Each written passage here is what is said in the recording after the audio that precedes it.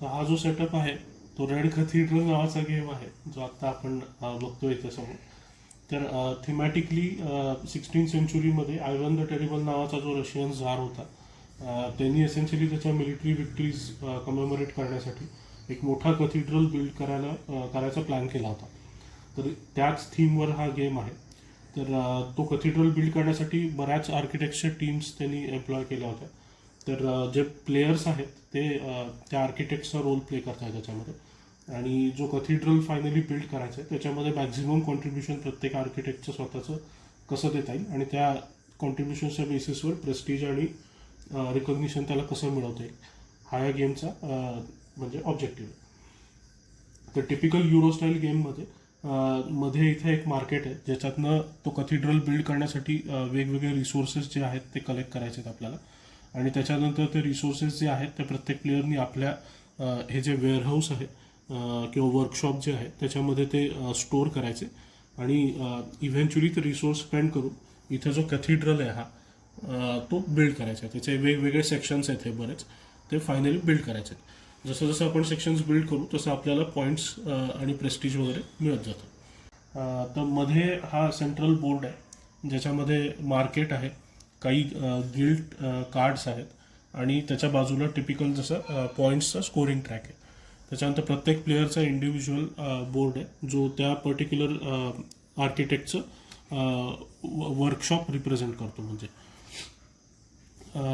त्याच्यानंतर इकडे हा जो सेक्शन आहे तो ॲक्च्युली कथीड्रल आहे जो आपल्याला बिल्ड करायचा आहे. आणि तो कथीड्रल मल्टिपल सेक्शन्समध्ये डिवायडेड आहे. आता इथे बघितलं तर प्रत्येक म्हणजे ज्या कथीड्रल आहे त्या मल्टिपल टॉवर्समध्ये डिवायडेड आहे. आता या गेममध्ये 5 टॉवर्स आहेत आणि प्रत्येक टॉवरमध्ये मल्टिपल सेक्शन्स आहेत. जसं पहिल्या टॉवरमध्ये 2 सेक्शन्स आहेत, इथे 5 आहेत, इथे 4, 2 आणि परत 5 सेक्शन्स आहेत. तर हे एसेन्शियली सेक्शन्स इंडिव्हिज्युअल आर्किटेक्ट्सना म्हणजे प्लेयर्सना कम्प्लीट करायचे. आता ह्या गेममध्ये कथीड्रलचे वेगवेगळे सेक्शन्स बिल्ड करण्यासाठी काही रिसोर्सेस आहेत आपल्याकडे. तर टिपिकल रिसोर्सेस जे आहेत ते 2 प्रकारचे आहेत. एक तर फिजिकल रिसोर्सेस आहेत म्हणजे जे मटेरियल लागतं कन्स्ट्रक्शनसाठी. त्यात गोल्ड आहे, ते स्टोन आहे, वूड किंवा लंबर आहे आणि ब्रिक्स आहेत इथे. इन ॲडिशन टू दॅट 2 प्रकारचे ज्यूल्स आहेत म्हणजे हे ऑर्नामेंटेशन किंवा जे बिल्ड झालेले सेक्शन्स आहेत ते डेकोरेट करण्यासाठी यूज होतात, ग्रीन आणि पर्पल रंगाचे jewels. In addition to this जी करन्सी आहे गेममधली ते रुबल्स आहेत म्हणजे जी रशियाची करन्सी आहे ती. आणि त्याच्या व्यतिरिक्त प्रेस्टीज एक आहे म्हणजे रिकग्निशन आहे. म्हणजे जसं आपण कन्स्ट्रक्शन करत जातो किंवा आपल्या जसे जसे सेक्शन्स पूर्ण होत जातात आणि अचिव्हमेंट्स आपल्याला मिळत जातात तसं आपल्याला रेकग्निशन मिळत जातं. तर हा जो क्रॉसचा सिम्बॉल आहे इथे तो रेकग्निशन रिप्रेझेंट करतो. तर हे सगळे म्हणजे फिजिकल जे मटेरियल्स आहेत आपण बघितले ते प्लस रुबल्स प्लस रिकग्निशन हे सगळं मिळून रिसोर्सेस आहेत या गेममधले. ते आपल्याला रिसोर्सेस मिळतात across the span of the game आणि ते आपण खर्च करतो बिल्ड करण्यासाठी. आता ॲज पार्ट ऑफ सेटअप हे आपण वेगवेगळ्या जे आता रिसोर्सेस बघितले त्या सगळ्याचे पूल्स तर क्रिएट केले आहेत. पण इन ॲडिशन टू दॅट हा मधला बोर्ड सेटअप केला आहे. त्याच्यामध्ये हा रॉन्डेल सेक्शन जो आहे त्याच्यात हे 8 वेगवेगळे इथे स्लॉट्स आहेत. त्या प्रत्येक स्लॉटमध्ये एक एक रिसोर्स स्टाईल ठेवली. तर आत्ता आपण जे सगळे रिसोर्सेस बघितले हे ब्रिक, हे 2 प्रकारचे ज्यूल्स, लंबर, स्टोन, गोल्ड, रुबल्स आणि रिकग्निशन, ह्या प्रत्येकाचा एक एक इथे सिम्बॉल आहे. आणि हे 8 सेक्शन्समध्ये हा डिवायडेड आहे हा जो रॉन्डेल आहे. आता ह्याच्यामध्ये 5 डाईस आहेत. तर रिकग्निशनचं हे सिम्बॉल्स जे आहेत ह्या ज्या टाईल्स आहेत टोकन्सची ती रँडमली प्लेस केली आहे ती 8 जागांमध्ये.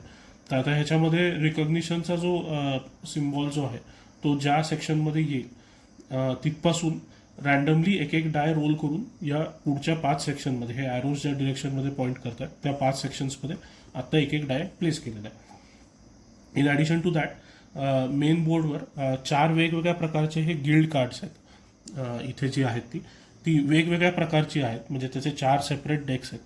तर प्रत्येक डेकमधनं एक रँडम गिल्ड कार्ड इथे प्लेस केलं आहे. इन ॲडिशन टू दॅट हा जो स्कोर ट्रॅक आहे त्याच्यावर प्रत्येक प्लेअरचा स्कोर मार्कर 2 नंबरचा जो स्पॉट आहे म्हणजे रिकग्निशन ट्रॅकवर जो 2 नंबरचा स्पॉट आहे तिथे 3ही स्कोर मार्कर्स ठेवलेले आहेत. तर हा स्कोर ट्रॅक जो आहे तो ऑर्डिनरी स्कोर ट्रॅकपेक्षा थोडासा वेगळा आहे. इथे म्हणजे हे जे रिकग्निशन पॉईंट्स आहेत ते 1 through 80, ते म्हणजे 79 इकडे आहे आणि हे 0 इज अगेन 80. तर हे तर आहेतच आहेत जसे रेग्युलर कुठल्या तरी गेममध्ये असतात.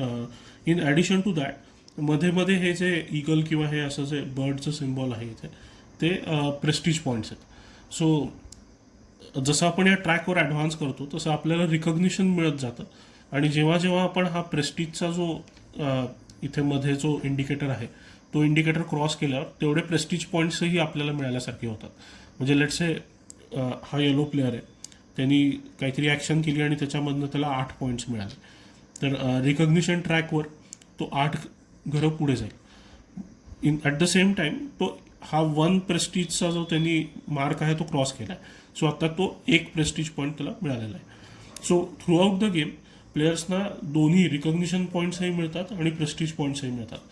आणि ते लूजही होतात. म्हणजे अशाही काही ॲक्शन्स आहेत ज्याच्यामध्ये आपल्याला रिकग्निशन पॉईंट्स किंवा प्रेस्टिज पॉईंट्स स्पेंड करायचे असतात आणि त्याच्या बदल्यात आपल्याला काहीतरी इतर गोष्टी मिळतात किंवा कधी कधी ॲज पेनल्टी म्हणून सुद्धा आपल्याला प्रेस्टिज किंवा रिकग्निशन पॉईंट्स लूज करावे लागतात. तर त्या केसमध्ये कुठल्याही या म्हणजे जरी मार्करवर आपण असू तरी इथनं आता मला जर रिकग्निशन पॉईंट मिळाला तर मी रिकग्निशनच्या ट्रॅकवर एक एक घर पुढे जाईल. जर मला प्रेस्टिज पॉईंट मिळाला तर आत्ता जिथे मार्कर आहे त्याच्या इमिजिएटली नेक्स्ट जो प्रेस्टिजचा मार्कर आहे तिथं मला मूव्ह व्हायचं आहे. सो बेसिकली आता लेट्स से हा 14वर असेल आणि त्याला एक प्रेस्टिज पॉईंट मिळाला काहीतरी ॲक्शनमधनं, तर दिस विल मूव्ह टू हिअर. म्हणजे आत्ता बेसिकली त्या प्लेअरकडे 4 प्रेस्टिज पॉईंट्स आहेत. जर त्यांनी प्रेस्टिज पॉईंट्स घालवले फॉर वॉट एव्हर इज, आता समजा एक प्रेस्टिज पॉईंट माझा गेला तर मी 3वर येईन किंवा इथे मध्ये कुठेतरी असेल तरी मी जो त्याच्या आधीचा नियरेस्ट प्रेस्टिज पॉईंट आहे त्या प्रेस्टिज पॉईंटवर जाईन मी. सो हा ट्रॅक जर बघितला तर सुरुवातीला एक प्रेस्टिज पॉईंट हा बऱ्याच रिकग्निशन पॉईंटला इक्विव्हॅलंट आहे. म्हणजे आता 1 prestige point is equal to 5 recognition points. मग दुसरा प्रेस्टिज पॉईंट जो आहे तो 9वर आहे, त्याच्यानंतर 13वर आहे अँड सो ऑन. पण पुढे पुढे जसं आपण जातोय तसं यू कॅन नोटीस की इथे ती गॅप कमी होत चालली आहे. म्हणजे इकडे आता 2 रिकग्निशन पॉईंट्स एका प्रेस्टिज पॉईंटच्या इक्विव्हॅलंट आहेत आणि पुढे पुढे तर दोन्ही ऑलमोस्ट सेमच आहेत. म्हणजे सेमच आहेत ॲक्च्युली. म्हणजे दरवेळी जेव्हा आपल्याला रिकग्निशन पॉईंट मिळतो तेव्हा तेव्हा प्रेस्टिज पॉईंटही एक एक मिळत जातो. तर हा असा थोडासा युनिक स्कोरिंग ट्रॅक आहे. तर त्याच्यावर आत्ता हे तिन्ही मार्कर्स 2 पोझिशननी स्टार्ट होतात. ह्या मार्कर्सच्या बॅक साईडला एक +40 ची साईन आहे. तर जर आपण म्हणजे ही लाईन क्रॉस केली तर 40 प्रेस्टिज पॉईंट्स इथे मिळतात. तर ही जस्ट फ्लिप करायची आणि इकडनं परत स्कोरिंग कंटिन्यू करायचं. म्हणजे ते फायनली कॅल्क्युलेट करताना 40 प्लस इथे जे काही आपले पॉईंट्स होतील ते तेवढे काउंट होतील. हा मेन बोर्डचा सेटअप झाला. In addition to that number of प्लेयर्सच्या प्रमाणे एक रॅन्डम कथिड्रल कार्ड मी ड्रॉ केला आहे. तर आपण हा 3 प्लेयर्ससाठी सेटअप केला आहे. तर हे 3 प्लेयर्ससाठी जो डेक आहे त्यातनं हा एक रॅन्डमली एक कथिड्रल मी चूज केला आहे. आता इथे जे फॉर्मेशन दिलेलं आहे त्याप्रमाणे हा ॲक्च्युअल जो कथिड्रल आहे तो आपण इथे सेटअप केला आहे. So if you look at the card तर त्याच्यामध्ये 5 टॉवर्स आहेत. पहिल्या टॉवरमध्ये 2 सेक्शन्स आहेत, दुसऱ्यामध्ये 5 आहेत, तिसऱ्यामध्ये 4, 2 आणि फायनली 5 सेक्शन्स. तर त्याच फॅशनमध्ये मी इथनं एक कथिड्रल कन्स्ट्रक्ट केला आहे. आता हा कथिड्रल कन्स्ट्रक्ट करताना परत 3 प्रकारचे कार्ड्स आहेत. तर जे प्रत्येक कथिड्रलचा जो ग्राउंड फ्लोअर किंवा बेस जो आहे त्याच्यासाठी बेस कार्ड्स आहेत. तर त्या डेकमधनं ही 5 कार्ड्स प्लेस केलेली आहेत. तर ह्याची जर बॅक साईड आपण बघितली तर ही बेसची बॅक साईड आहे. तर या बेसला डोअर्स असू शकतात म्हणजे कथिड्रलमध्ये एंटर करण्यासाठी. तसंच मधले जे काही सेक्शन्स आहेत, आता जे कथिड्रल्स 2पेक्षा जास्त लेंथचे आहेत त्याच्यामध्ये हे मिडल सेक्शन्स आहेत काही. तर ह्या मिडल सेक्शनसाठी परत एक वेगळा डेक आहे, त्यातनं हे मिडल सेक्शनचे कार्ड्स प्लेस केलेले आहेत. तर त्यांची कार्ड बॅक बघितली तर ही अशी मिडल सेक्शन्स आहेत. आता ह्या मिडल सेक्शन्समध्ये आर्चेस असू शकतात. जसं बेसमध्ये डोअर्स होते तसे मिडलमध्ये आर्चेस आहेत. आणि फायनली प्रत्येक टॉवरचा जो टॉप सेक्शन आहे तो डोम सेक्शन आहे, तो परत एका वेगळ्या डेकमधनं ठेवलेला आहे. आणि ह्या डोम सेक्शनला क्रॉसेस असू शकतात. ठीक आहे. तर त्या प्रत्येक कथिड्रल सेक्शनवर एक एक हे जे रिसोर्स स्टाईल आहे ही ती इथे ठेवली आहे. ही रिसोर्स स्टाईल किंवा ही वेअरहाऊस स्टाईल म्हणता येईल याला. जसं आपण कथिड्रलचे सेक्शन्स क्लेम करत जातो तशा ह्या टाईल्स आपल्याला मिळत जातात आणि त्या काही बेनिफिट्स देतात आपल्याला. फायनली प्लेयर बोर्ड्स आहेत. जसं प्रत्येक इंडिव्हिज्युअल प्लेअरचा हा बोर्ड आहे. तर त्याच्यामध्ये काही सेक्शन्स आहेत जे हेल्प काइंड ऑफ सेक्शन्स आहेत. म्हणजे प्रत्येक ॲक्शनमध्ये आपल्याला काय काय करता येतं हे इथे दिलेलं आहे. इन ॲडिशन टू दॅट प्रत्येक प्लेअरकडे आपले बॅनर्स आहेत. हे बॅनर्स म्हणजे जेव्हा आपण एखादा कथिड्रलचा सेक्शन बिल्ड करतो तेव्हा तो बिल्ड करायच्या आधी आपल्याला तो क्लेम करायला लागतो. म्हणजे हा पर्टिक्युलर सेक्शन एखादा मला बिल्ड करायचा आहे तर तो मला आधी क्लेम करायला लागतो. तर तो क्लेम केल्यावर आणि तो बिल्ड झाल्यानंतर सुद्धा तो कुठल्या प्लेअरनी बिल्ड केला आहे हे कळावं म्हणून त्याच्यावर आपण कायम एक बॅनर प्लेस करतो इकडनं. तर असे 6 बॅनर्स प्रत्येक प्लेअरकडे असतात to begin with. In addition to that प्रत्येक प्लेअरला काही ऑर्नामेंट्स मिळतात ज्यांनी कथिड्रलचे सेक्शन्स डेकोरेट करता येतात. तर आपल्याकडे प्रत्येक प्लेअरकडे एक डोअर आहे जे बेस जे आत्ता सेक्शन्स बघितले आपण कथिड्रलचे त्याच्यावर प्लेस करता येतात. 2 आर्चेस आहेत जे मिडल सेक्शन्सवर प्लेस करता येतात आणि एक क्रॉस आहे जो कथिड्रलच्या 2 सेक्शन्सवर प्लेस करता येतो. बोर्डवर अजून काही स्पेसेस इथे ज्या एम्प्टी स्पेसेस दिसत आहेत इकडे 6 त्या स्पेसेस वर्कशॉप टाईल्स जे आपले आत्ता आपण बघितले कथिड्रलच्या सेक्शन्सवर त्या मिळाल्या की ते ठेवून इथे त्याचे बेनिफिट्स आपल्याला घेता येतात. आणि फायनल कॉम्पोनंट जो आहे तो या मार्केट एरियामध्ये आपल्याला जो राहिला तो म्हणजे हे डाईस आहेत. तर हे डाईस जे आहेत ते काइंड ऑफ वर्कर्स सारखे ॲक्ट करणार आहेत या गेममध्ये. तर एक रॉन्डेल नावाचं पॉप्युलर मेकॅनिझम आहे बोर्ड गेमिंगमध्ये. तर the market acts as a rondel mechanism आणि त्यातनं आपल्याला वेगवेगळे रिसोर्सेस मिळतात. तर दरवेळी रिसोर्सेस घेताना हे डाईस आपण काही घरं पुढे मूव्ह करणार बेस्ड ऑन दिस ॲरोज आणि तो फायनली डाईस ज्या सेक्शनमध्ये लँड करतो म्हणजे फॉर एक्झाम्पल लेट्स हा 2 घरं मूव्ह केला आपण आणि तो इथं येऊन लँड केला तर इथला पर्टिक्युलर जो रिसोर्स आहे तो आपल्याला मिळेल. तर हे डिटेल्स आपण जेव्हा ॲक्शन्स या गेममधला बघू तेव्हा पुढे एलॅबरेट करता येतील. तर that concludes the part where we explain the different components and setup. आता आपण याचा गेम प्ले एक्सप्लेन करूया. सो ह्या गेममध्ये एसेन्शियली जे प्लेयर आहेत त्यातला फर्स्ट प्लेयर डिटरमाइन होतो आणि तो काहीतरी ॲक्शन घेतो त्याच्या टर्नला आणि मग नेक्स्ट प्लेयर क्लॉकवाईज ऑर्डरमध्ये गेम प्रोग्रेस होतो. सो प्रत्येक टर्नमध्ये प्लेयरला 3 पैकी एक ॲक्शन घ्यायची असते याच्यामध्ये. सो ज्या 3 ॲक्शन्स अवेलेबल आहेत त्यातली एक ॲक्शन म्हणजे ह्या कथिड्रलमधला एखादा सेक्शन क्लेम करायचा आहे. म्हणजे हे जे आता वेगवेगळे कथिड्रल सेक्शन्समध्ये डिवायडेड आहे त्यातला एक म्हणजे आपण आर्किटेक्ट्स म्हणून हे सेक्शन्स कंप्लीट करणार आहे बिल्ड करून. तर त्यातला एखादा बिल्ड करायला घ्यायच्या आधी तो सेक्शन क्लेम करायला लागतो. दुसरी जी अवेलेबल ॲक्शन आहे ती म्हणजे क्लेम केलेल्या कथिड्रलच्या सेक्शनवर रिसोर्सेस प्लेस करून तो बिल्ड करायचा. आणि final action is to get the resources for building आणि ते आपल्याला मार्केटमधनं मिळतात. तर इन ॲडिशन टू दॅट ह्या 3 मधली एक ॲक्शन आपल्याला घ्यावीच लागते. ते इथे पण प्रत्येक प्लेअरच्या बोर्डवर इंडिकेटेड आहे. So claim a cathedral, build a cathedral आणि gain resources from the market. Finally in addition to these actions ह्या 2 पैकी कुठलीही ॲक्शन आपल्याला पर टर्नला घेता येते. त्याच्यामध्ये एक प्रेस्टीज पॉईंट स्पेंड करून आपल्याला 2 रुबल्स घेता येतात. सो आत्ता करंट आपला जो प्रेस्टीज पॉईंटचा स्कोर आहे तो 1नी कमी करायचा आणि त्याच्या बदल्यात आपल्याला 2 रुबल्स घेता येतात. हे किती वेळेला करता येतं म्हणजे this is the conversion rate. So let's say मला आता 6 रुबल्स हव्या तर मी 3 प्रेस्टीज पॉईंट कमी करून I can get 6 roubles in turn. Other available option is एक प्रेस्टीज पॉईंट स्पेंड करून मला त्याच्या बदल्यात कुठलाही हे जो एक सेक्शन आहे इथे मार्केटमधला त्या सेक्शनमधले सगळे डाईस रिरोल करता येतात. म्हणजे लेट्स से इथे हे 2 डाईस आहेत फॉर एक्झाम्पल या सेक्शनमध्ये तर मला एक प्रेस्टीज पॉईंट स्पेंड करून हे दोन्ही डाईस रिरोल करता येतात. ही ॲक्शन मला प्रत्येक टर्नला एकदाच घेता येते. आता ह्या मेन टर्न्सकडे येऊया. तो सगळ्यात पहिली जी ॲक्शन आहे ती म्हणजे claim a section of the कथिड्रल. तर आता हे जे सेक्शन्स आहेत इथे त्यातला एखादा सेक्शन आपल्याला बिल्ड करायचा आहे लेट्स से. सो तो सेक्शन आपल्याला आधी क्लेम करायला लागतो. So let's say for example red player आहे त्याला हा सेक्शन क्लेम करायचा आहे. तर प्लेयर बोर्डवरनं रेड बॅनर जो आहे त्या प्लेयरचा तो त्यांनी या सेक्शनवर प्लेस करायचा. ह्यानी हे इंडिकेट होईल की हा सेक्शन आता रेड प्लेयरनी क्लेम केला. तर ह्या पॉईंटपासून पुढे हा सेक्शन जो आहे तो दुसरा कुठलाही प्लेयर क्लेम करू शकत नाही आणि रेड प्लेयरला आता हा सेक्शन बिल्ड करायला अलाउड आहे. ॲज सून ॲज हा सेक्शन क्लेम केल्यावर ह्याच्यावरची जी वर्कशॉप टाईल आहे ती त्या प्लेयरला मिळते आणि ह्या प्लेयरचे जे आता दहा वर्कशॉप टाईलचे जे सेक्शन्स आहेत प्लेअर बोर्डवर, त्या कुठल्याही सेक्शनमध्ये ही वर्कशॉप टाईल प्लेस करता येते, कुठल्याही एम्प्टी सेक्शनमध्ये. आता ही वर्कशॉप टाईल प्लेस करताना दोन पॉसिबिलिटीज आहेत. एक तर ही फेस डाऊन प्लेस करता येते, त्या केसमध्ये त्याचे काही बेनिफिट्स मिळत नाहीत आणि त्याच्यासाठी काही पेही करावं लागत नाही. Other option is to play it face up. त्या केसमध्ये ह्या पर्टिक्युलर पोझिशनसाठी जो काही इथे नंबर दिला आहे तेवढे रुबल्स पे करायला लागतात त्या प्लेअरला आणि मग त्याला ही टाईल फेसअप प्लेस करता येते. फेसअप प्लेस केल्याने जेव्हा जेव्हा ग्रीन डाईस, आता जेव्हा ह्या ज्या पोझिशनवर ती टाईल प्लेस केली आहे त्या रंगाचा डाईस जेव्हा आपण प्ले करू मार्केटमध्ये, तेव्हा तेव्हा ही हा बेनिफिट त्या प्लेअरला थ्रू आउट द गेम मिळत राहतो.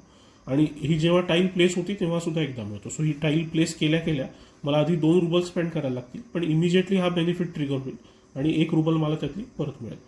सिमिलरली जेव्हा जेव्हा मी ग्रीन डाईस आता खेळेन, रेड प्लेअर जो आहे तो, तेव्हा त्याला 1 रुबल मिळत राहील थ्रू आउट द गेम. तसेच इतर कलर्स ऑफ डाईससाठी सुद्धा वेगवेगळ्या कॉस्ट्स आणि वेगवेगळे म्हणजे स्पेसेस आहेत बोर्डवर. व्हाईट डायसाठी फक्त 2 स्पेसेस अवेलेबल आहेत. या कुठल्याही ऑर्डरमध्ये फिल करता येतं. सो टिपिकली आधी पहिली स्पेस फिल करताना 2 रुबल्स आणि नेक्स्ट स्पेस फिल करताना 4 रुबल्स पे करायला लागतात. दोन्ही स्पेसेस जर फेसअप ऑक्युपाईड असतील तर व्हाईट डायची ॲक्शन घेताना युजरला चूज करता येतं की दोन्हीपैकी कुठलं बेनिफिट त्याला त्या ॲक्शनसाठी ट्रिगर करायचं. तर सो बेसिकली आता या केसमध्ये आपण आपला बॅनर त्या पर्टिक्युलर सेक्शनवर ठेवला आहे. तिथली वर्कशॉप टाईल होती ती क्लेम करून आपल्या बोर्डवर ठेवली आहे आणि आता हा जो सेक्शन आहे तो आपला झाला. आता क्लेम करताना कुठले सेक्शन्स क्लेम करता येतात, तर बेस सेक्शन्स जे आहेत ते जर अनक्लेम्ड असतील, म्हणजे एकदा सेक्शन क्लेम झाला की तो परत दुसऱ्या कोणालाही क्लेम करता येत नाही. पण जे अनक्लेम्ड सेक्शन्स आहेत ते जर बेस सेक्शन्स असतील, म्हणजे हा जो ग्राउंड फ्लोर आहे त्या कथिड्रलचा, त्यातले कुठलेही सेक्शन्स कधीही कुठल्याही प्लेअरला क्लेम करता येतात. समजा हे सेक्शन, समजा आता आपल्याला वरचे काही सेक्शन्स क्लेम करायचे.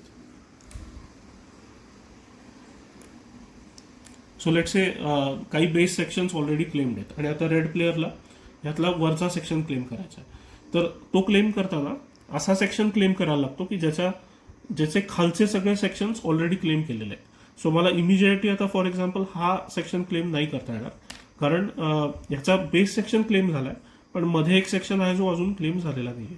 सो ह्या टॉवरमध्ये the next available section is the second one. तर अशा ऑर्डरमध्ये एसेन्शियली क्लेम सेक्शन्स करणं अलाउड आहे. आता ही जी क्लेम केलेले कथिड्रलचे सेक्शन्स आहेत त्यात आपण बघितलं तर त्याच्यामध्ये 3 मेन सेक्शन्स आहेत. हा सगळ्यात टॉपला जो आहे त्याच्यामध्ये काही रिसोर्सेस इथे दाखवलेले आहेत. आता that is basically the cost to build that section of the cathedral. म्हणजे फॉर एक्झाम्पल हा सेक्शन बिल्ड करायला रेड प्लेअरला 2 लंबर किंवा वूड, 1 स्टोन आणि 1 ग्रीन ज्यूल हे इथे प्रोव्हाइड करायला लागेल, तेव्हा हा सेक्शन बिल्ड होऊन कम्प्लीट होईल. आता ह्याच्या खाली जे 2 नंबर्स आहेत तर हे जे आहे ते त्याला किती रुबल्स मिळतील हा कम्प्लीट झाल्यावर ते इंडिकेटेड आहे आणि इथे किती रिकग्निशन पॉईंट्स मिळतील. सो हे बेसिकली जे लागणारे मटेरियल्स आहेत ते या सेक्शनवर डिलिव्हर केल्यानंतर हा सेक्शन कम्प्लिटली बिल्ड होईल आणि इन टर्न त्या प्लेअरला 3 रुबल्स आणि 7 रिकग्निशन पॉईंट्स मिळतील. आता हे मटेरियल या हा सेक्शन बिल्ड करण्यासाठी कशी डिलिव्हर करायची, तर त्याच्यासाठी सेकंड जी आपल्याकडे अवेलेबल ॲक्शन आहे बोर्डवर ती म्हणजे बिल्डिंग अ कथिड्रल. तर आता इथे दाखवल्याप्रमाणे 1 टर्नमध्ये अप टू 3 रिसोर्सेस प्लेअर बोर्डवरनं कथिड्रल सेक्शनला ट्रान्सफर करता येतात. आता प्लेअर बोर्डवर काही रिसोर्सेससाठी स्पेसेस आहेत. इथे for example initially total 10 spaces आहेत प्रत्येक बोर्डवर. त्यातल्या 4 स्पेसेस इनिशियली बॅनर्सनी ऑक्युपाईड असतात. जसे जसे आपण कथिड्रलचे सेक्शन क्लेम करतो तसे बॅनर्स आपले स्पेंड होत जातात आणि ॲडिशनल स्पेसेस रिसोर्सेससाठी ओपन होतात. आत्ता करंटली ह्या पर्टिक्युलर प्लेअरकडे 3 ब्रिक्स, 1 पर्पल ज्यूल आणि 2 वूड किंवा लंबर अवेलेबल आहेत. तर ॲज यू कॅन सी आता एकच फक्त मटेरियलसाठी ॲडिशनल स्लॉट इथे अवेलेबल आहे. ह्याच्या पलीकडे अजून मटेरियल प्लेअरला अक्वायर करता येत नाहीत. तर आता जेव्हा मी बिल्ड ॲक्शन घेतो तेव्हा इथे जी वर्कशॉपमध्ये अवेलेबल असणारी मटेरियल्स आहेत त्यातलीच मटेरियल्स फक्त कथिड्रलच्या सेक्शन्सवर ट्रान्सफर करता येतात. So maximum allowed are 3 the player can transfer less than 3, म्हणजे 2 किंवा 1च करायचं असेल तरी त्याला करता येतं. आणि ही जी मटेरियल्स आपण ट्रान्सपोर्ट करतोय ती एकाहून जास्त कथिड्रल सेक्शन्समध्ये ठेवता येतात. सो फॉर एक्झाम्पल आता मी 3 समजा कथिड्रल सेक्शन्स क्लेम करून ठेवलेले आहेत आणि जे अवेलेबल रिसोर्सेस आहेत ते त्यातले 3 रिसोर्सेस, प्रत्येक रिसोर्स मला एक वेगळ्या कथिड्रलच्या सेक्शनवर नेऊन डिलिव्हर करायचं आहे, तर तसंही करता येतं. सो मॅक्झिमम लिमिट 3च आहे आणि ते सेम किंवा वेगवेगळ्या कथिड्रल सेक्शन्सवर नेऊन ठेवता येतात. सो आपल्या एक्झाम्पलमध्ये आता एक येलो कथिड्रल सेक्शनचे क्लेम केलं आहे, त्याच्यासाठी 1 लंबर 2 इथे जर आपण बघितलं तर त्याच्यासाठी 1 लंबर 2 ब्रिक्स आणि 1 हे पर्पल कलरचं ज्यूलची रिक्वायरमेंट आहे. तर आता एका डावात हे 4ही रिसोर्सेस तर डिलिव्हर होऊ शकत नाही. So let's say 1 turn me spend करून त्याच्यामध्ये 1 लंबर आणि 2 ब्रिक्स ट्रान्सपोर्ट केले.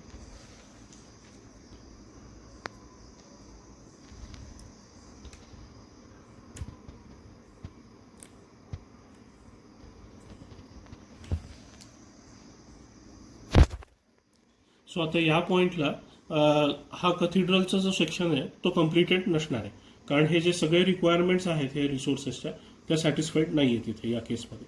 तर ह्या टर्नमध्ये मला फक्त एवढंच करता येतं. इथे मॅक्झिमम 3 रिसोर्सेसचं जे लिमिट आहे ते आता हिट झालं. सो नेक्स्ट टर्नमध्ये आता जो मिसिंग रिसोर्स आहे, हा जो ज्यूल आहे, तोही मला इकडे ट्रान्सफर करता येतो. पण प्रत्येक टर्नमध्ये आता प्लेअरला अप टू 3 रिसोर्सेस ट्रान्सपोर्ट करण्याची ॲबिलिटी आहे. सो मी जर दुसरे कथिड्रलचे सेक्शन्स क्लेम केले असते जिथे मला अजून रिसोर्सेस प्लेस करायचे आणि ते रिसोर्सेस माझ्याकडे अवेलेबल आहेत, ते in addition to this 1 jewel मला ते अप टू अजून रिसोर्सेस सुद्धा ट्रान्सपोर्ट करता आले असते. सो लेट्स से नेक्स्ट टर्नला मी इथनं जो पर्पल जूल अवेलेबल आहे ह्या प्लेअरकडे तो उचलून या कथिड्रल सेक्शनमध्ये ठेवला. सो आता या टर्नला हा कथिड्रल सेक्शन जो आहे तो कम्प्लीट झाला आहे, कारण याचे सगळे रिसोर्स रिक्वायरमेंट्स कम्प्लिटेड आहेत. तर त्या केसमध्ये हे सगळे जे रिसोर्सेस आहेत ते इमिजिएटली कॉमन सप्लायला रिटर्न होतात. सो हे मी काढून ठेवले होतं एसेन्शियली, आणि हे कार्ड इमिजिएटली फ्लिप होतं. आता जो बॅनर जो आहे त्या प्लेअरचा तो या कार्डवरच राहतो. दिस इंडिकेट्स की हा आता कथिड्रलचा जो सेक्शन आहे तो कम्प्लिटेड आहे आणि तो येलो प्लेअरनी कम्प्लीट केला आहे. आता फ्लिप करायच्या आधी हे जे रिवॉर्ड्स आपण त्याच्यावर बघितले होते ते इमिजिएटली येलो प्लेअरला मिळतात. सो या केसमध्ये 3 रुबल्स आणि 7 रिकग्निशन पॉईंट्स येलो प्लेअरला मिळतील. सो तो रिकग्निशन ट्रॅकवर आत्ता लेट्स से 2च्या पोझिशनला आहे, तर तो yellow player will go to 9. So आता इथे बेसिकली त्याला 9 रिकग्निशन पॉईंट्स आणि सिमिलरली सायमल्टेनियसली त्याला 2 प्रेस्टिज पॉईंट्स आत्ता मिळालेले आहेत. म्हणजे इन ॲडिशन टू दॅट जे रुबल्स त्या पर्टिक्युलर सेक्शनसाठी होते ते पण त्याला इमिजिएटली मिळतील कॉमन सप्लायमधनं. आता हा बेस सेक्शन होता, त्यामुळे इतर कुठल्या प्लेयर्सना हा कम्प्लिशनमुळे ह्याची काही पेनल्टी लागली नाही आहे. पण समजा कुठला अपर सेक्शन असेल, so let's take an example. हे असे सेक्शन्स क्लेम्ड आहेत. सो ह्याच्यामध्ये बेस सेक्शन येलोनी, त्याच्यावरचा रेडनी, मग ब्लू, येलो आणि रेड अशा ऑर्डरमध्ये हे सेक्शन्स क्लेम केलेत एका टॉवरचे. आता इनिशियली लेट्स से येलोनी बेस सेक्शन कम्प्लीट केलं, विच इज फाईन. याच्या खाली इनकम्प्लीट सेक्शन्स कुठले नाही आहेत, त्यामुळे कुणालाच पेनल्टी यांनी लागली नाही. आता लेट्स से नेक्स्ट जेव्हा सेक्शन पूर्ण होईल तो लेट्स अज्युम की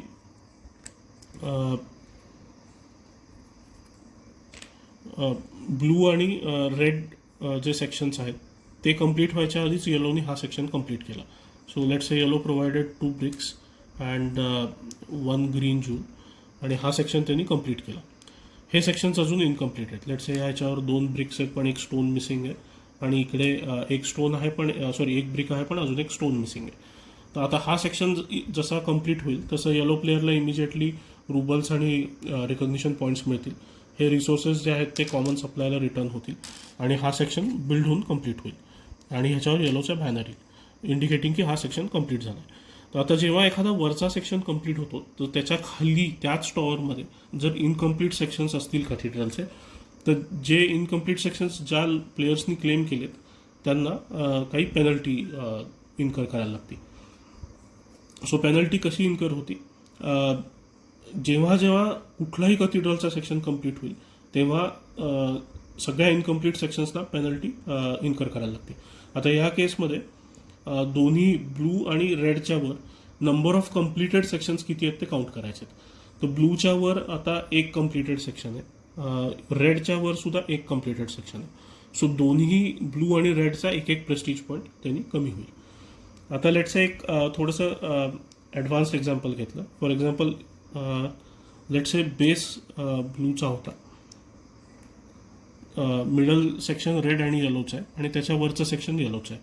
आता हा येलोनी हे सेक्शन कंप्लीट करायच्याऐवजी त्याच्या वरचं सेक्शन आधी कंप्लीट केलं, तर त्या केसमध्ये हा सेक्शन पूर्ण होण्यासाठी येलोला पेनल्टी, ह्या सेक्शनसाठी येलोला पेनल्टी बसत नाही. So in this scenario red will get penalty of 1 point, 1 prestige point, पण येलोला काही पेनल्टी मिळणार नाही कारण त्याचा वरचा जो कम्प्लिटेड सेक्शन आहे तो त्याचा स्वतःचा आहे, त्यामुळे this is allowed. But let's say आता रेडनी त्याचा सगळ्यात वरचा सेक्शन पूर्ण केला, तर हा जसा सेक्शन पूर्ण होईल तसं इमिजिएटली परत पेनल्टी कॅल्क्युलेट होईल. आता या केसमध्ये येलोच्या वर 2 कम्प्लिटेड सेक्शन्स आहेत, त्यातलं एक सेक्शन आहे ते येलोचं स्वतःचं नाही आहे, त्यामुळं येलोला एक पेनल्टी पॉईंट मिळेल, प्रेस्टिज पॉईंट एक कमी होईल त्याचा. सिमिलरली फॉर रेड प्लेयर एक येलो सेक्शन आहे त्याच्यावर जे कम्प्लिटेड आहे आणि एक रेड आहे. सो रेड अगेन त्याचा स्वतःचा कलर आहे, त्यामुळे त्याला काही पेनल्टी पॉईंट्स मिळणार नाहीत ह्याच्यासाठी, पण येलोसाठी त्याला एक प्रेस्टिज पॉईंट घालवावा लागेल. आता या केसमध्ये रेड सेक्शन कंप्लीट झालं होतं, पण तरी पेनल्टी मिळताना ओव्हरऑल त्या टॉवरसाठी पेनल्टी मिळते. So in spite of red completing is on section, since yellow has completed a section above red, तर ह्या केसमध्ये परत एकदा रेडला पेनल्टी घ्यावी लागेल एका पॉईंटची. इथे समजा आता हे ब्लूचं असतं हा सेक्शन, तर ह्या केसमध्ये येलोनी सेक्शन त्याचा जेव्हा कंप्लीट केला तेव्हा ब्लूला 1ची पेनल्टी मिळेल, कारण त्याच्यावर आता एक सेक्शन कंप्लिटेड आहे जो दुसऱ्या प्लेअरचा आहे. रेड जेव्हा कंप्लीट करेल तेव्हा ब्लूला 2ची पेनल्टी लागेल, कारण 2 सेक्शन्स त्याच्यावरचे कंप्लीट झालेले आहेत आणि दोन्ही दुसऱ्या कुठल्या तरी प्लेयर्सनी कंप्लीट केले. सो हा सेक्शन पूर्ण येलोनी जेव्हा हा सेक्शन कंप्लीट केला तेव्हा त्याला 1 प्रेस्टिज पॉईंट कमी होईल ब्लूचा, आणि रेड जेव्हा त्याचा सेक्शन कंप्लीट करेल तेव्हा त्याचे 2 प्रेस्टिज पॉईंट्स परत कमी होतील. असं दरवेळी जेव्हा सेक्शन एखादं कंप्लीट होतं टॉवरचं, ते जर बेस सेक्शन नसेल तर त्याच्या खाली कुठले इनकम्प्लीट सेक्शन्स आहेत का ते चेक करायचे आणि दरवेळी पूर्ण पेनल्टी कॅल्क्युलेट करून त्या सगळ्या प्लेयर्सना तेवढं पिनलाइज करायचं. सो आता आपण बघितलं की एखादा सेक्शन कॅथेड्रलचा कंप्लीट कसा करायचा आणि तो कंप्लीट केल्यानंतर त्याचे काय कॉन्सिक्वेन्सेस आहेत. आता कंप्लिटेड सेक्शन्सवर जेव्हा एखादा कॅथेड्रल कंप्लीट होतो तेव्हा त्याला फर्दर ऑर्नामेंटायझेशन त्याचं करता येतं. सो 3 प्रकारचे डेकोरेशन्स प्रत्येक प्लेअरकडे अवेलेबल आहेत. बेस सेक्शन्ससाठी डोअर हे ऑर्नामेंट अवेलेबल आहे किंवा डोअरनी त्याला डेकोरेट करता येतं. मिडल सेक्शन्ससाठी प्रत्येक प्लेअरकडे 2 आर्चेस आहेत आणि डोम सेक्शनसाठी प्रत्येक प्लेअरकडे एक क्रॉस आहे. हे एवढे 4च ऑर्नामेंटेशन्स प्रत्येक प्लेअरकडे अवेलेबल असतात आणि ते मॅक्झिमम 4च प्रत्येक प्लेअरला बिल्ड करता येतात. आता परत प्रत्येक प्लेअरचा जो कलर आहे, आता हा येलो प्लेअर आहे त्याचा येलो कलर ह्या 3 ऑर्नामेंटेशन्समध्ये दिसतोय, कारण इव्हेंच्युअली हे पर्टिक्युलर ऑर्नामेंटेशन कुणी बिल्ड केलं आहे ते आपल्याला कळायला हवं, म्हणजे त्या फायनल जेव्हा बिल्ड होईल आपलं कॅथेड्रल तेव्हा. आता इथे दिल्याप्रमाणे डोअर बिल्ड करायला त्याची कॉस्ट 1 लंबर आहे. आर्चेस बिल्ड करण्यासाठी एक स्टोन रिसोर्स स्पेंड करायला लागतो आणि क्रॉस बिल्ड करायला 1 गोल्ड स्पेंड करावं लागतं. इन ॲडिशन टू दॅट हे ऑर्नामेंटेशन्स जेव्हा आपण बिल्ड करतो तेव्हा त्याच्यामध्ये ज्युल्स एनक्रस्ट करून त्यांना अजून व्हॅल्युएबल बनवता येतं. तर जेव्हा आपण एखादं ऑर्नामेंटेशन बिल्ड करू, फॉर इन्स्टन्स लेट्स मला हे डोअर बिल्ड करायचं आहे, तर त्याच्यासाठी मी एक लंबर रिसोर्स ट्रान्सपोर्ट करीन. इन ॲडिशन टू दॅट जर माझ्याकडे ग्रीन किंवा पर्पल रंगाचा ज्यूल असेल तर ते 1 किंवा 2 मला इन ॲडिशन टू द लंबर रिसोर्स मला स्पेंड करता येतात.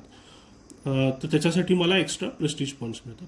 सो आता ही ऑर्नामेंटेशन्स कधी बिल्ड करता येतात, कुठल्याही कम्प्लिटेड जो कॅथेड्रलचा सेक्शन आहे, फॉर एक्झाम्पल इथे जसं आपण बघितलं एक रेड आणि एक येलो आणि इकडं परत एक बेसचा जो रेड सेक्शन आहे तो आत्ता कंप्लीट झालेला आहे. आता ऑर्नामेंटेशन करताना इट इज नॉट नेसेसरी की जो सेक्शन ज्या प्लेअरनी बिल्ड केला आहे तिथे तोच ऑर्नामेंटेशन करू शकेल. म्हणजे हा सेक्शन आता रेड प्लेअरनी जरी बिल्ड केला असेल तरी ह्याच्यावरचं जे ऑर्नामेंटेशन आहे, सिन्स हा बेस सेक्शन आहे ह्याच्यावर आता डोअर मला लावता येईल, तर ते डोअर जे आहे ते कुठलाही प्लेअर लावू शकेल. म्हणजे रेड स्वतः लावू शकेल किंवा ब्लू आणि येलो प्लेयर्स जे आहेत ते सुद्धा या रेडनी बांधलेल्या सेक्शनवर ऑर्नामेंटेशन लावू शकतील. सो आता लेट्स से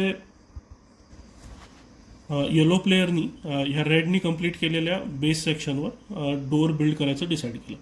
तर आता येलो प्लेअरकडे त्याचा जो डोअर एक त्याच्याकडे अवेलेबल आहे तो अजून त्याच्या बोर्डवर आहे आणि त्याच्यासाठी लागणारा लंबर रिसोर्स पण त्याच्याकडे अवेलेबल आहे. In addition to that let's say yellow player has decided to decorate the door with 1 green and 1 purple jewel. So आता हे रिसोर्सेस ट्रान्सपोर्ट करायला सुद्धा जशी रेग्युलर आपली ट्रान्सपोर्ट ॲक्शन होती जी आपण कॅथेड्रलचं सेक्शन बिल्ड करायला यूज केली तशी एक टर्न मला ह्या पर्टिक्युलर ॲक्शनसाठी घ्यावी लागते. आता इथे परत मला त्या 3 रिसोर्सेसचं लिमिट आहे. तर इथे मी एक वूड आणि 2 जूल्स हे ट्रान्सपोर्ट करणार. तर हे 3 रिसोर्सेस येलो प्लेअर जो आहे तो इथे ट्रान्सपोर्ट करेल त्या कम्प्लिटेड सेक्शनवर आणि इन ॲडिशन टू दॅट एक डोअर ट्रान्सपोर्ट करेल. आता सेक्शन एखादं कथिड्रलचं कम्प्लीट करण्यात आणि त्याला ऑर्नामेंटेशन देण्यामध्ये डिफरन्स हा आहे की कथिड्रल सेक्शन आपण मल्टिपल बिल्ड टर्न्समध्ये कम्प्लीट करू शकतो. म्हणजे लेट्सचे सगळे रिसोर्सेस एकदम आपल्याकडे अवेलेबल नाही आहेत. तर काही रिसोर्सेस एका टर्नमध्ये काही रिसोर्सेस नेक्स्ट टर्नमध्ये आपल्याला तिथे ट्रान्सपोर्ट करून मल्टिपल टर्न्समध्ये आपल्याला तो कथिड्रलचं सेक्शन बिल्ड करता येतो. पण ऑर्नामेंटेशन बिल्ड करायला एकच टर्नमध्ये आपल्याला ते करायला लागतात. म्हणजे लेट्सचे आपल्याकडे 1 जूल कमी आहे तर मला फक्त मग वूड आणि ग्रीन जूल स्पेंड करून हा कथिड्रलचा सेक्शन बिल्ड करता येतो. पण मल्टिपल टर्न्समध्ये तो करता येते. म्हणजे लेट्स से या टर्नमध्ये येलो प्लेअरनी फक्त वूड कमिट केलं, नेक्स्ट टर्नमध्ये 3 जूल्स कमिट केले, that is not allowed. So आता या केसमध्ये रेडनी कंप्लीट केलेल्या सेक्शनवर येलोनी डोअर बिल्ड केलं. आता ह्याच्यासाठी जर येलोनी कुठलेच ज्यूल्स वूड बरोबर स्पेंड केले नसते तो पर्टिक्युलर ऑर्नामेंटेशन बिल्ड करायला तर त्याला आत्ता करंटली काहीच प्रेस्टिज पॉईंट इमिजिएटली मिळाले नसते. गेमच्या शेवटी त्याला त्या पर्टिक्युलर ऑर्नामेंटेशनसाठी काही पॉईंट्स मिळतील पण आत्ता त्याला इमिजिएटली काही प्रेस्टिज पॉईंट्स यासाठी मिळणार नाही. पण आत्ता आपण या केसमध्ये काय केलं आहे की 2 जूल्स आपण स्पेंड केले तर त्या केसमध्ये 3 प्रेस्टिज पॉईंट्स त्या प्लेयरला मिळतील. लेट्स से हे 3 त्याला मिळतील कारण ते दोन्ही जूल्स वेगवेगळ्या कलरचे होते. आता लेट्स से आपल्याकडे एकाच रंगाचे 2 जूल्स असते म्हणजे 2 ग्रीन किंवा 2 पर्पल त्या प्रत्येक जूलसाठी आपल्याला 1 पॉईंट मिळाला असतं म्हणजे 2 प्रेस्टिज पॉईंट्स मिळाले असते. आणि लेट्स से जर मी एकच स्पेंड केला म्हणजे wood plus 1 purple jewel for example त्या प्लेयरनी स्पेंड केला ते ऑर्नामेंटेशन बिल्ड करायला तर त्याला एकच प्रेस्टिज पॉईंट मिळेल 1 पर्पल जूलसाठी. इन सम केसेस जर आपल्याकडे जूल नसेल पण तरीही आपल्याला ऑर्नामेंटेशन बिल्ड करायचं असेल तरी it is a good idea to build it कारण त्या पर्टिक्युलर टॉवरमध्ये आपलं एक ॲडिशनल काहीतरी एक युनिट बिल्ड केल्यासारखं होतं.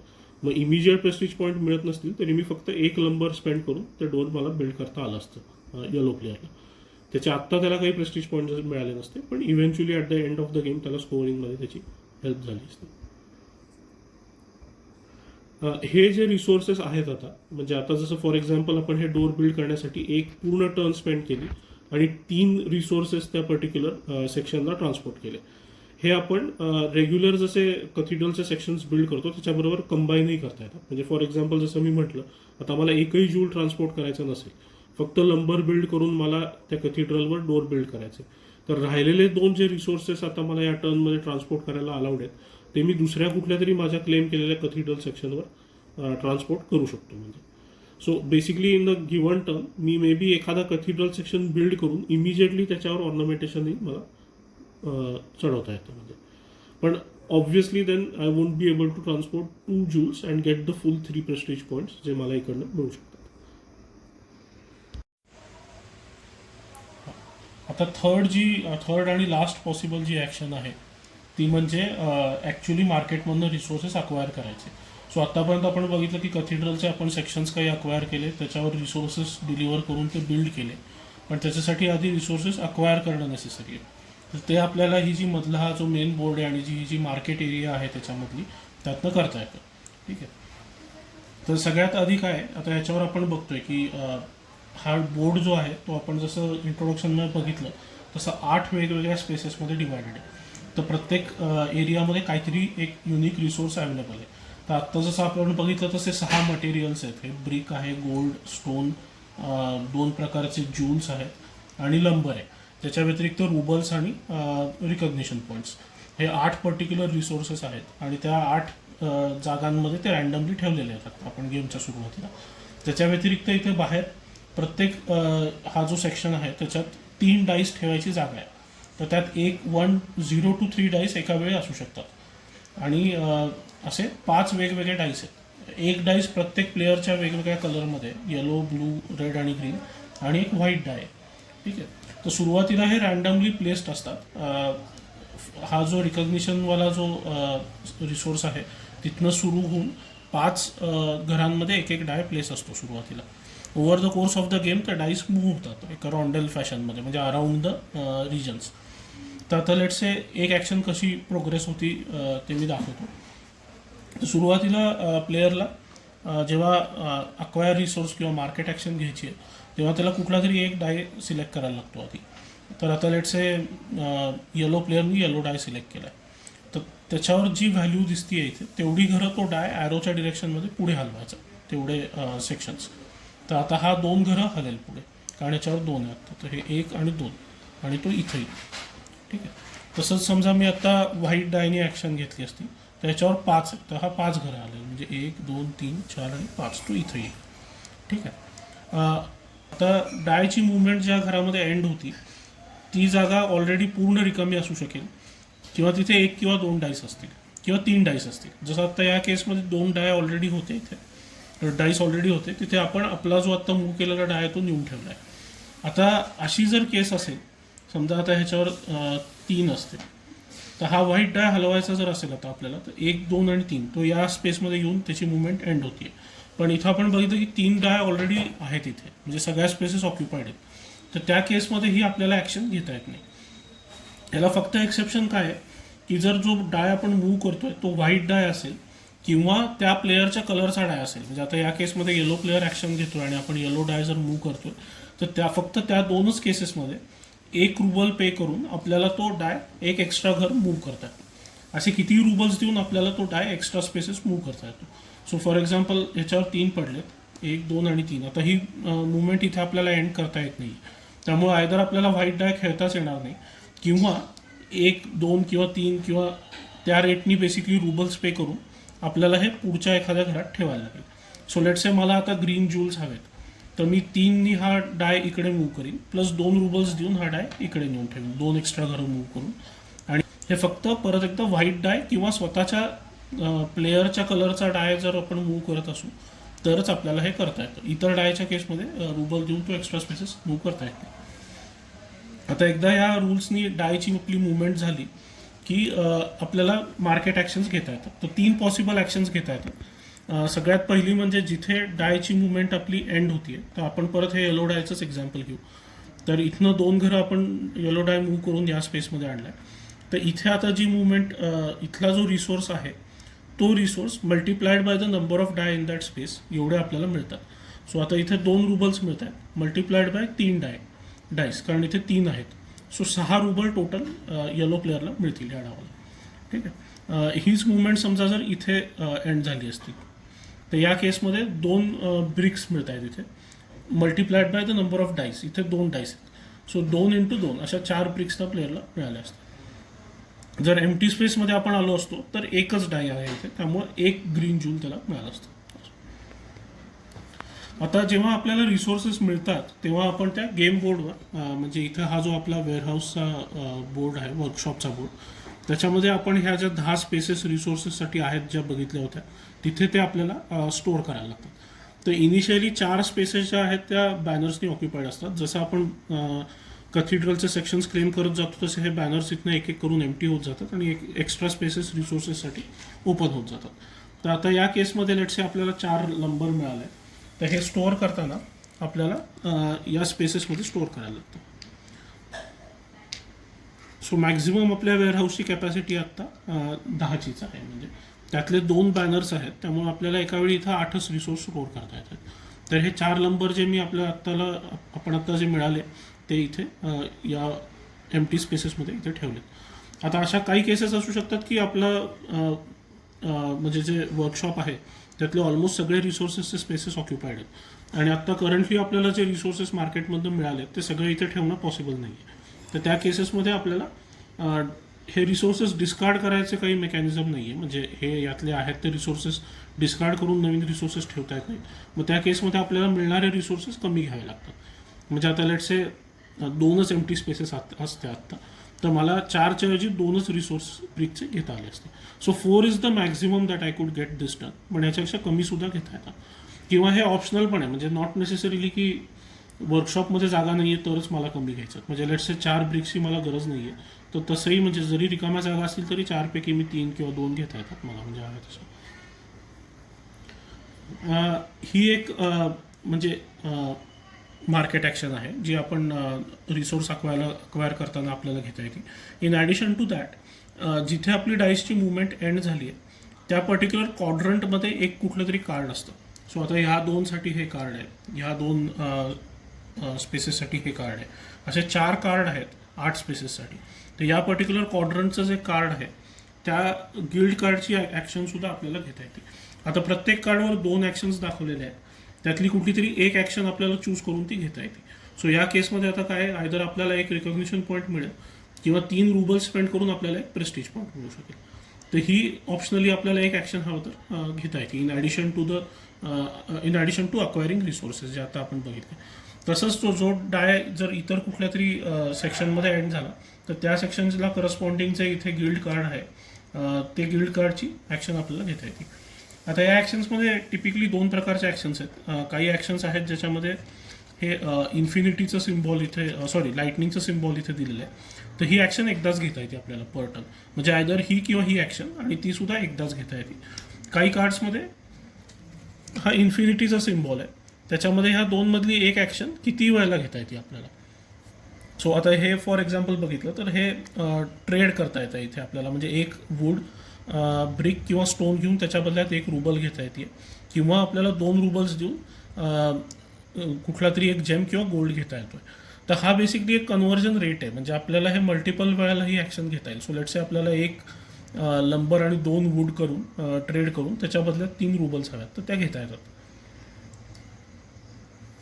आणि सगळ्यात फायनली आपल्याला जी थर्ड बेनिफिट या पर्टिक्युलर ॲक्शनमधून मिळतं ते म्हणजे हे ज्या 6 स्पेसेस आहेत इथनं आपण ज्या रिसोर्स टाईल्स अक्वायर केल्यात, तर करंटली आपण आत्ता जो डाय मूव्ह केला आहे त्या कलरच्या स्पेसमध्ये जर कुठली फेसअप टाईल असेल, तर आत्ता आपण येलो डाय मूव्ह केला होता आणि इथे आता फेसअप टाईल आहे, तर ॲडिशनली हा बेनिफिट आपला ट्रिगर होतो. म्हणजे ह्याच्यामधनं आयदर आपल्याला रिसोर्सेस मिळतात किंवा याच्यावर जर डाईसचा इमेज असेल तर बेसिकली याचा अर्थ काय आहे की करंटली ह्या रंगाचा डाय ज्या स्पेसमध्ये आहे तिथे जो आपल्याला रिसोर्स किंवा बेनिफिट मिळतं आहे ते एक ॲडिशनल बेनिफिट आपल्याला मिळतं. सो आता ह्या केसमध्ये आपण येलो डाय मूव्ह केला आणि त्याच्या बोनस ॲक्शनमध्ये आपल्याला ग्रीन डायचे रिसोर्सेस मिळणार. तर आता ग्रीन डायसुद्धा कोइन्सिडेंटली येलो डायच्या स्पेसमध्ये आहे, तर आपल्याला अजून 2 ब्रिक घ्यायची इथे ऑपॉर्च्युनिटी आहे.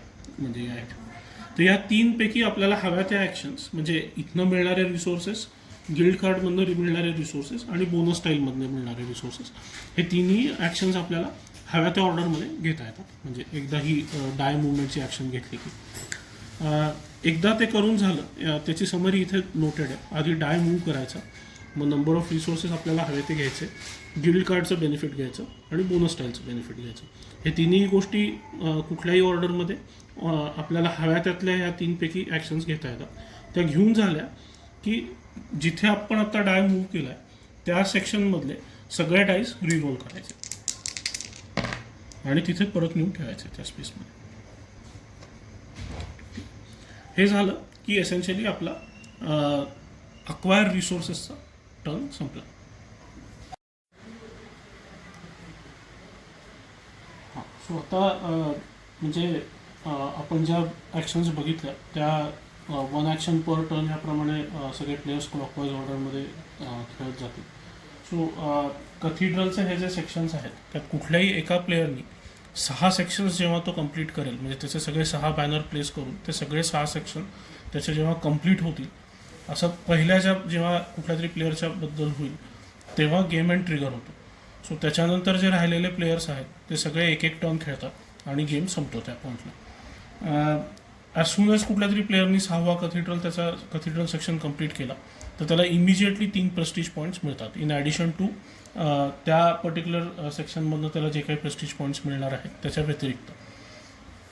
सो आता let's say at the end of the rounds म्हणजे 6 कुणाचे तरी सेक्शन पूर्ण झाले, गेम एंड ट्रिगर झाला, राहिलेल्या प्रत्येक प्लेअरनी एक एक डाव खेळला, त्याच्यानंतर लेट्स से स्कोर्स असे आहेत. ठीक आहे. येलो जो आहे तो 30 रिकग्निशन पॉईंट्सवर आहे आता. रेड जो आहे तो 37 रिकग्निशन पॉईंट्स आणि 11 प्रेस्टिज पॉईंट्सवर आहे. आणि ब्लू जो आहे तो 43 रिकग्निशन पॉईंट्स आणि 13 आणि 14 प्रेस्टिज पॉईंट्समध्ये आहे. सो ह्या केसमध्ये सगळ्यात पहिले म्हणजे एंड ऑफ द गेम ला फक्त प्रेस्टिज पॉईंट्स मॅटर करतात, रिकग्निशन पॉईंट्स मॅटर करत नाहीत. सो प्रत्येक प्लेअरनी जर तो ऑलरेडी ईगलवाल्या सिम्बॉलवर नसेल तर त्याचा स्कोअर मार्कर जो आहे तो त्याच्या आधीच्या नियरेस्ट ईगल मार्करवर आणून ठेवायचा. सो बेसिकली ब्लूला 13 प्रेस्टिज पॉईंट्सच्या ठिकाणी येईल तो. रेड जो आहे तो ऑलरेडी 11 प्रेस्टिज पॉईंट्सवर आहे, तो आहे तसाच राहील. आणि येलो जो आहे तो 8 प्रेस्टिज पॉईंट्सवर जाईल. ठीक आहे. हे एकदा करून झालं की आता प्रत्येक प्लेअरला त्याच्याकडे पेंडिंग असणारे काही रिसोर्सेस आणि रुबल्स असतील तर त्याच्यासाठी पॉईंट्स मिळतात. आता फॉर एक्झाम्पल येलो प्लेअरच्या केसमध्ये त्याच्याकडे 6 रिसोर्सेस आणि 7 रुबल्स पेंडिंग आहेत, म्हणजे टोटल 13 त्याच्याकडे रिसोर्सेस आहेत. तर प्रत्येक 5 रिसोर्सेससाठी 1 पॉईंट अशा रेटनी त्याला 2 पॉईंट्स मिळतील. So they are always rounded down. So 13 divided by 5 is 2. हे एकदा सगळ्या प्लेयर्सना आपण असाईन केले म्हणजे आता करंटली येलो प्लेअर आपण बघितलं की इथे तो 8वर होता, त्याला 2 एक्स्ट्रा प्रेस्टिज पॉईंट्स रिसोर्सेसमधून मिळाले. सो तो आता 10 प्रेस्टिज पॉईंट्सवर जाईल. हे एकदा असाईन झाले प्रत्येक प्लेअरसाठी की सगळ्यात शेवटी त्याला कम्प्लिटेड सेक्शन्स जे आहेत ते टॉवर्सवर त्यांनी जे कथिड्रलमध्ये केलेले त्याच्यासाठी final set of prestige points मिळतात. आता ते कॅल्क्युलेट करण्यासाठी या पर्टिक्युलर कथिड्रलचे 2 टॉवर्स मी म्हणजे एका पर्टिक्युलर कॉम्बिनेशनमध्ये फॉर्म करून ठेवलेले आहे. आता त्याच्यामधला पहिला टॉवर आपण बघूया. सो लेट्स से ही पहिले जे हे 2 टॉवर्स आहेत या पर्टिक्युलर कथिड्रलमधले त्याची जी आत्ताची कंडिशन आहे ती एंड गेम कंडिशन आहे. तर आता यातल्या फर्स्ट टॉवरमध्ये 5 मधले 4 सेक्शन्स कंप्लीट झालेले आहेत. ठीक आहे. 2 सेक्शन्स ब्लूनी कंप्लीट केले आहेत, 1 रेडनी केला आहे आणि बेस जो आहे तो येलोनी केला आहे. इन ॲडिशन टू दॅट त्याच्यावर 4 ऑर्नामेंट्स आहेत टोटल. सो बेसला डोअर येलोनी क्रिएट केलं आहे. 2 मिडल सेक्शन्स आहेत त्यात 2 आर्चेस, 1 ब्लू आणि 1 रेड प्लेअरनी कंप्लीट केला आहे. आणि जो डोम आहे त्याच्यासाठी क्रॉस आहे तो ब्लू प्लेअरनी कंप्लीट केला आहे. सो सगळ्यात आधी या पर्टिक्युलर हा जो सेक्शन आहे टॉवर आहे कथिड्रलचा त्याच्यासाठी आपण त्याची व्हॅल्यू कॅल्क्युलेट करतो. तर ती व्हॅल्यू कॅल्क्युलेट करण्यासाठी जे इनकम्प्लीट सेक्शन्स आहेत त्या कथिड्रलच्या पर्टिक्युलर टॉवरमधले ते पूर्णपणे इग्नोर होतात. तर कम्प्लिटेड सेक्शन्समध्ये प्रत्येक कम्प्लिटेड सेक्शनसाठी 2 पॉईंट्स काउंट होतात आणि प्रत्येक ऑर्नामेंटेशनसाठी 1 पॉईंट काउंट होतो. सो या केसमध्ये कम्प्लिटेड सेक्शन्स 4 आहेत, सो त्याच्यासाठी 8 पॉईंट होतील आणि ऑर्नामेंट्स पण 4 आहेत, सो त्याच्यासाठी ॲडिशनल 4 पॉईंट्स होतील. सो टोटल या टॉवरची व्हॅल्यू 12 पॉईंट्स आहे. आता ह्याच्यामध्ये म्हणजे सगळ्यात आधी आपण ती व्हॅल्यू कॅल्क्युलेट करून घ्यायची. त्याच्यानंतर प्रत्येक प्लेअरचा प्रेझेन्स काय तो कॅल्क्युलेट करायचा. सो प्रेझेन्स म्हणजे कम्प्लिटेड सेक्शनसाठी आणि ऑर्नामेंटसाठी एक प्रेझेन्स काउंट होतो. सो आता ह्याच्यामध्ये ब्लूचा जो प्रेझेन्स बघितला तर त्याचे 2 कम्प्लिटेड सेक्शन्स आहेत आणि 2 ऑर्नामेंट्स आहेत. म्हणजे ब्लूनी टोटल 4 गोष्टी कॉन्ट्रीब्यूट केल्यात या टॉवरमध्ये. रेडचा प्रेझेन्स आपण जर कॅल्क्युलेट केला तर त्याचा 1 कम्प्लिटेड सेक्शन आहे आणि 1 ऑर्नामेंट आहे, सो त्याचा प्रेझेन्स 2चा आहे. आणि येलोच्या केसमध्ये पण 1 कम्प्लिटेड सेक्शन आणि 1 ऑर्नामेंट आहे, सो त्याचा पण प्रेझेन्स 2चा आहे. So blue has 4 presence, red has a presence of 2 आणि येलोचं प्रेझेन्स आहे 2 परत. तर आता या केसमध्ये सगळ्यात हायस्ट ज्याचा प्रेझेन्स आहे त्याला टॉवरचे पूर्ण पॉईंट्स अवॉर्ड होतात. म्हणजे आता या टॉवरची व्हॅल्यू आपण 12 कॅल्क्युलेट केली होती, तर ब्लूला या केसमध्ये 12 पॉईंट्स मिळतील कारण त्याचा मॅक्झिमम प्रेझेन्स आहे या टॉवरमध्ये. जो सेकंड हायस्ट ज्याचा प्रेझेन्स आहे त्याला त्याच्या हाफ पॉईंट्स अवॉर्ड होतात. आता या केसमध्ये जर लेट्स से रेडचा प्रेझेन्स येलोपेक्षा जास्त असता तर त्याला 12चा हाफ म्हणजे त्याला 6 पॉईंट्स मिळाले असते या टॉवरसाठी. पण या केसमध्ये रेड आणि येलो दोघांचाही प्रेझेन्स टाईड आहे. तर प्रत्येक म्हणजे याच्यात बेसिकली आपण रँकिंग कॅल्क्युलेट करतो आणि प्रत्येक रँकला आधीच्या रँकपेक्षा हाफ पॉईंट्स मिळतात. सो आता ब्लूला 12 मिळालेत, सेकंड पोझिशन्सला 6 मिळाले असते आणि थर्ड पोझिशनला 3 मिळाले असते. आता ह्या केसमध्ये सेकंड आणि थर्ड पोझिशन टाईड आहे. सो त्या दोघांना मिळणारे पॉईंट्स आपण ॲडअप करायचे, म्हणजे 3 + 6 9 पॉईंट्स, आणि ते इक्वली डिवाइड करायचे दोघांमध्ये. सो या केसमध्ये परत राऊंडिंग डाऊन होणार आहे. सो 9 पॉईंट्स दोघांमध्ये इक्वली डिवाइड करायचे, म्हणजे येलो आणि रेड दोघांना 4-4 पॉईंट्स मिळतील. So blue will get 12 points, red will get 4, yellow will get 4. Next tower पण आपण बघूया एकदा. तर ह्या केसमध्ये येलोचा प्रेझेन्सच नाही आहे इथे, फक्त रेड आणि ब्लूचाच प्रेझेन्स आहे. सो रेडचा प्रेझेन्स इथे 3चा आहे. सो 2 ऑर्नामेंटेशन्स आणि 1 कम्प्लिटेड सेक्शन, आणि ब्लूनी फक्त 1 सेक्शन कम्प्लीट केलं.